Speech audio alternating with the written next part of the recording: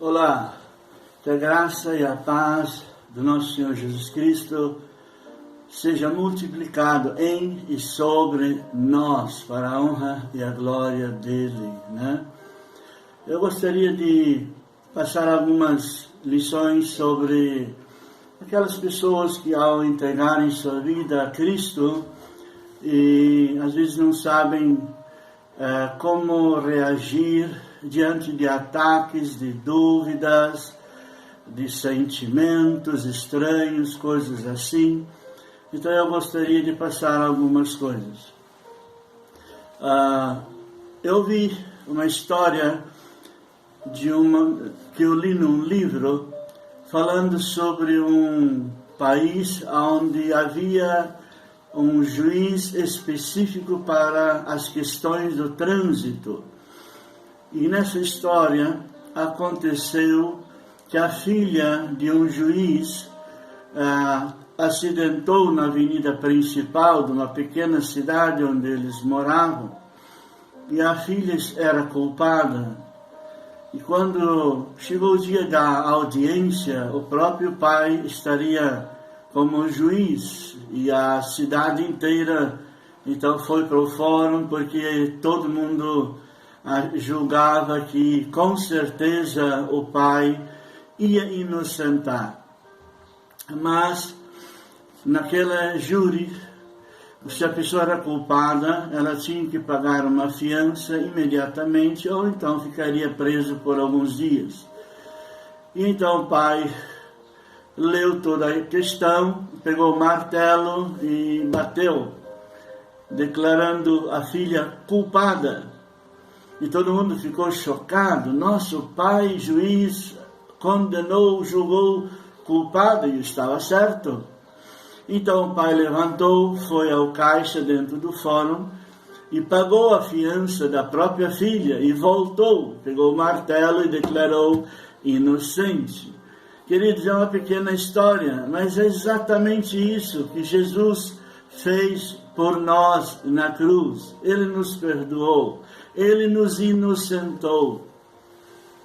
Há uma outra história bem interessante, de um senhor que estava indo numa tenda a ouvir a palavra, era sobre salvação, e este homem estava ali.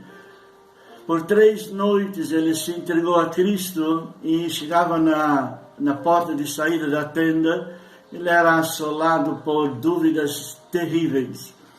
Mas na penúltima noite, aliás, nesta última noite, como ele era um fazendeiro, um sitiante, ele levou debaixo do seu paletó um pedaço de uma madeira pontuda, e como era uma tenda, o piso era terra. Quando ele se entregou a Cristo, ao sair da tenda, a mesma dúvida o atacou. Então ele voltou para o lugar onde ele orou, entregando a vida a Jesus, fincou o pau ali e disse assim, em voz alta: Diabo, este palanque é testemunha minha que eu entreguei a vida a Jesus. E deste momento em diante, ele não teve mais conflito. Amados, uma das coisas importantes após a conversão é que nós precisamos conhecer os princípios que dirigem a nossa vida em relação a Deus.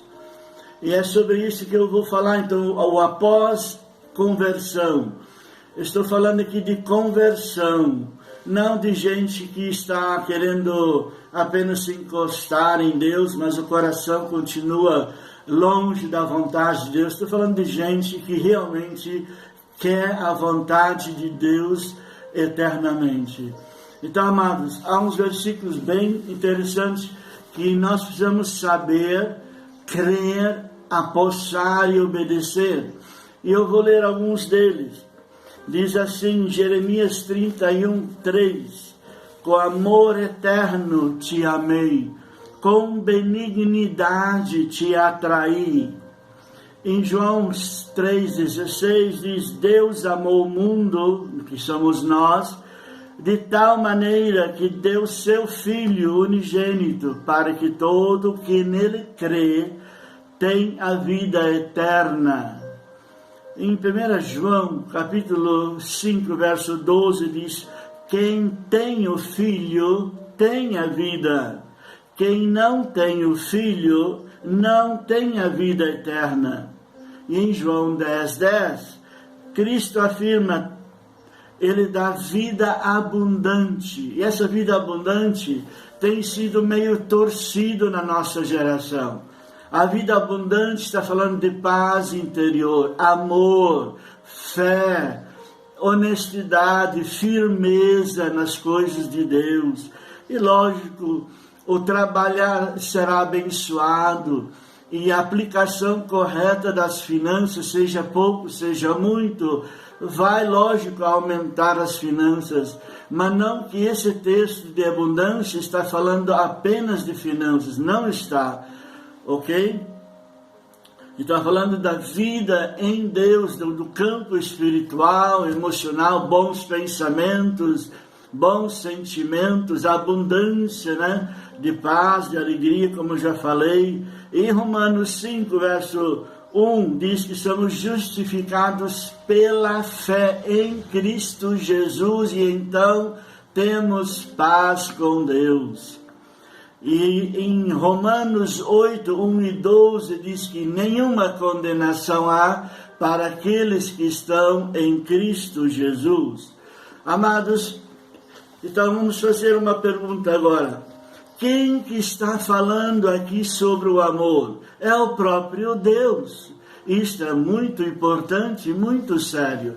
A nosso coração, a nossa mente precisa absorver e tomar posse e zelar nesta verdade. Você precisa crer a vida inteira que você é amado por Deus e que os problemas não têm nada a ver com o amor de Deus por você. Separa isso, para de confundir. Eu tive um problema, eu estou com um problema e agora, meu amado, nós estamos no campo, na terra onde o diabo ainda está mexendo.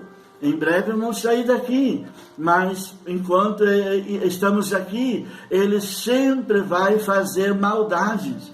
Deus nunca faz o mal contra nós. Entenda isso, a Bíblia diz que o diabo vem para roubar, se ele não consegue roubar, ele tenta destruir, se ele não consegue destruir, ele tenta matar. Mas eu quero dizer para você, em Jesus, nenhuma das três ele consegue fazer.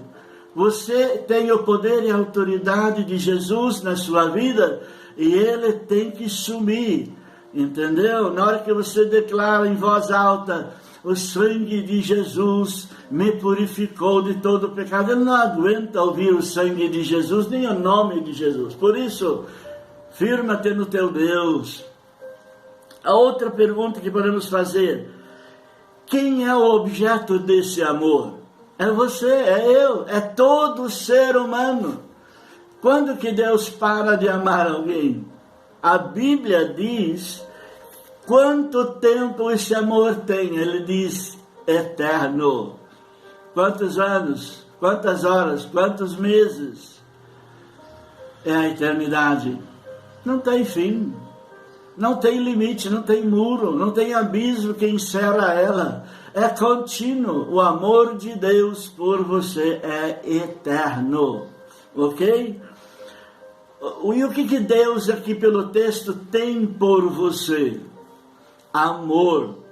Amor constrói, amor tira a gente da maldade, o amor nos dá nojo pela maldade, o amor nos traz boa fé, fé verdadeira. Ela pode ser pequenininha, mas ela funciona, porque Deus, em seu amor, Ele honra a minha fé. E a fé, ela tem base. Nós vamos falar mais para frente sobre isso. Agora estamos falando sobre o amor. E como que Deus provou o seu amor? Ora, você sabe que se Deus não tivesse mandado seu Filho para morrer em nosso lugar por causa do pecado, não teríamos salvação, iríamos ao morrer direto para o sofrimento eterno, para o inferno. Mas Deus é tão amoroso, que Ele não suportou ou deixar o homem morrer. sem salvação. Por isso que ele próprio veio, no seu Filho, encarnou-se em ser humano e nunca pecou, porque se morresse por nós não podia estar em pecado. E Jesus lá na cruz tomou sobre si nossos pecados. E aí quando ele falou, meu Pai, por que me desamparaste? Sabe, a Bíblia diz em Isaías 59, 1 e 2, que a mão de Deus não está encolhida, nem surdo o seu ouvido, mas as nossas transgressões, os nossos pecados nos separam dele. Daí vem a pergunta, quais pecados? Bem, a Bíblia fala de uma lista. Daqui uns dias eu vou fazer um vídeo falando dos pecados. Mas tem uma chave mestra que abre a porta para soltar os demais. Os discípulos perguntaram, lá em João 6, 28, 29, ou 26, 27, eles perguntaram, Jesus, depois que Jesus discursou sobre a questão de obras, ele falou, Senhor, qual é a obra que devemos fazer para Deus? E Jesus respondeu, a obra de Deus é esta, que creais naquele que me enviou. E em João 16, 8 e 9, Jesus diz assim, o Espírito Santo virá para convencer o mundo do pecado, da justiça e do juízo. E daí o verso 9, do pecado, porque não creem em mim. Então, amado, a chave número 1, que o diabo sempre luta, é para você não crer que Deus ama você. Ele ama, não tem jeito. Mas o diabo sempre joga culpa em Deus, dizendo, ele não te ama, aquele problema lá, se Deus te amasse, não teria acontecido. Então, abre tua boca e fala assim, o meu Deus não criou esse problema, é você, seu nojento, derrotado pelo sangue, sai em nome de Jesus, você não me pertence mais, vai embora derrotado, amém? É assim que funciona. Ele não tem poder mais nenhum sobre a sua vida, por causa do sangue de Jesus, por causa da presença de Jesus em você, tá bom, queridos? Então creia nisso, firmemente o teu coração e a tua mente precisam estar firmados, alicerçados, eu digo mais, mergulhados dentro de cada verdade e lacrados nele. Vou contar uma historinha para encerrar este vídeo, que depois vamos continuar em outro. Martinho Lutero, num certo dia, recebeu uma visita de um miserável. O próprio diabo se encarnou, apareceu a ele já com uma lista de pecados de Martinho, entregou para ele e falou, Martinho, está aqui a tua vida pecaminosa. E Martinho pegou, leu e devolveu para ele e disse, tem mais algum? O diabo disse, não, mas pense aí, vá que tem mais um que está esquecendo. E o diabo disse, não, é só isso. Então Martinho pegou e escreveu embaixo, e o sangue de Jesus me purificou de todo o pecado. E deu para o diabo caiu fora. Você levou um susto? Então, para assustar, para você saber que a verdade bíblica funciona, o sangue de Jesus. Você ouve na sua igreja ou por aí ainda falar sobre o sangue de Jesus? Tá difícil, né? Você ouve falar mais de envelope, de outras coisas do que do sangue de Jesus. Então, meu querido, o sangue de Jesus nos purificou, nos limpou e nos selou no seu próprio Filho. E qual é o principal e primeiro plano de Deus para a sua vida baseado nesses versículos? A salvação. Nós sabemos que existem líderes ungidos pelo diabo, mentindo para as pessoas, dizendo que ser salvo é pelas boas obras. Efésios 2, 8 diz que é pela graça de Deus. Se fosse pelas obras, Jesus Cristo não precisava ter vindo. Jesus Cristo não precisava ter morrido, porque o pecado exigia a morte. O pecado exigia sangue limpo e inocente. As nossas obras não têm limpeza, pureza nenhuma. Pode ver muita gente demonstra amor, às vezes por interesse. O nosso amor, a nossa vida sem Cristo não vale nada, é tudo mesclado de pecado. Então Jesus tomou o nosso lugar. Puramente tomou sobre nós os nossos pecados, sobre si nossos pecados, para nos dar a vida eterna. Quer dizer, nos trazer de volta ao plano original, porque Deus não tem plano B, viu? Em nenhuma área da sua vida, Deus tem plano B. Se o plano A não é efetuado ali onde você está, Ele vai te dar um jeito de você sair dali, para você encontrar e entrar e viver no plano A, tá bom? E o que Ele promete a quem recebe Ele? É o que eu falei, a vida eterna. O plano de salvação, e dentro do plano de salvação está a certeza da vida eterna.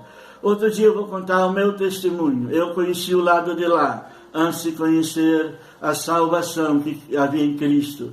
Embora eu tenha sido criado dentro de uma igreja evangélica, mas depois eu conto como que tudo aconteceu. Então Deus te abençoe, eu quero orar com você. Pai querido, obrigado por o Senhor nos amar tanto assim, ao ponto de enviar o seu Filho, não só para falar, para fazer sinais e prodígios, mas para ser cuspido por mais de 400 soldados, de ser chicoteado, de ganhar uma coroa na cabeça. Segundo a história, dizem que 20 centímetros de espinho, não sei, mas teve espinho na cabeça, e ainda assim, furando as mãos e os pés, pendurado neles, e ainda pôde dizer: Pai, perdoa-lhes, porque não sabem o que fazem. Ó Deus, que nesta geração o perdão seja entendido, recebido e absorvido, e a certeza de que são amados. Senhor, ajuda as pessoas a fazer a diferença entre o teu amor e os problemas que surgem. Pai, nós oramos, pedimos a tua intervenção, para que o amor do Senhor seja estabelecido, firme, inabalável. Espírito Santo, unge estas pessoas, coloca o capacete da salvação na vida das pessoas, e todo espírito de dúvida, de incredulidade, de condenação, solta a mente, sai agora da vida dessas pessoas que se entregaram a Cristo. Diabo, você perdeu o lugar, você perdeu o poder. Jesus Cristo é o Salvador e é o Senhor da vida delas, e eles têm a vida eterna. Espírito Santo, enche eles de paz e de amor. Papai, dá um batismo de amor neles agora, do teu amor. Encharca eles, espírito, alma e físico. Espírito Santo, como o Senhor veio sobre Maria, vem sobre essas pessoas e dá a eles um batismo de amor, batismo de paz, batismo de gozo, e um batismo de fé inabalável. E sela eles nisso, em nome de Deus Pai, Deus Filho, Deus Espírito Santo. Aleluia. Amém. Até a próxima. Deus te abençoe.